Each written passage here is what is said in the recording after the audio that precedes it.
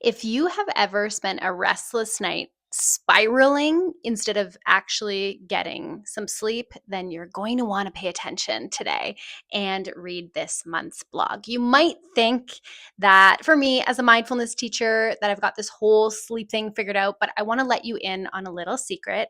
I don't always. My partner and I, we are currently in the process of hoping to become first time home buyers. Cross your fingers for us. And let me tell you that there is really nothing quite like thinking about your future home when you're trying to sleep and trying to calculate down payments and mortgage payments and how much is this home actually going to cost you over the course of 25 years, and finding your mind just totally racing at like 2 a.m. I'm reminded of what sleep was like actually over a decade ago when I started my mindfulness practice, because it was actually a major challenge for me. And now I'm really lucky to say that when I'm not going through a stressful time, like trying to buy a first time home, sleep actually comes really quite easily to me. But I now am remembering how tricky it was at that time.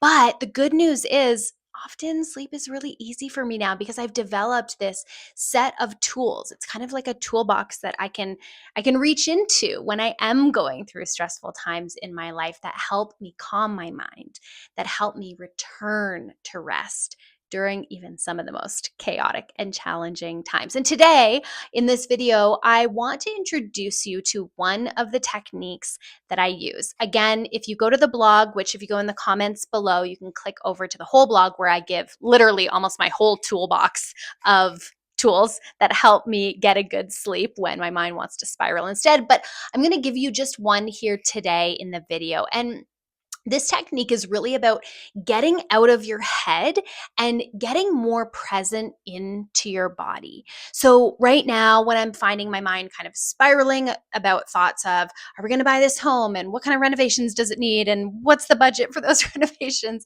And I need something to break that cycle of thoughts. This is the technique that I use. And it really is just about directing my attention, which with years of mindfulness practice, we can learn how to direct our attention, right?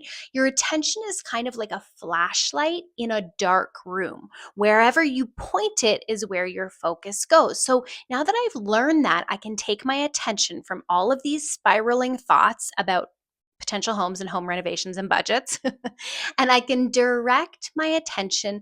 And where I take it is down into my belly. I'll often even place a hand on my belly to also direct my attention down there. And I simply place my attention not on those spiraling thoughts, but on the feeling of my belly rising and falling with my breath. That physical touch of my hand on my belly also gives my mind kind of something more concrete to focus on as I follow the rhythm of my breath. And yes, my attention will jump back up to my head and I'll think about something else. And every time that happens, again, because I've learned this through my mindfulness practice, I can let my attention drop back down, feeling the waves of breath in my belly, which is really helpful to pull my mind out of that spiral and back into the present moment, into my physical body where I can find that present moment calm. So that technique is one I love. If you want the rest of them, go to the comments, click to the link of the full blog for March about how the tips basically that I have for you, how you can stop spiraling and start sleeping. Enjoy.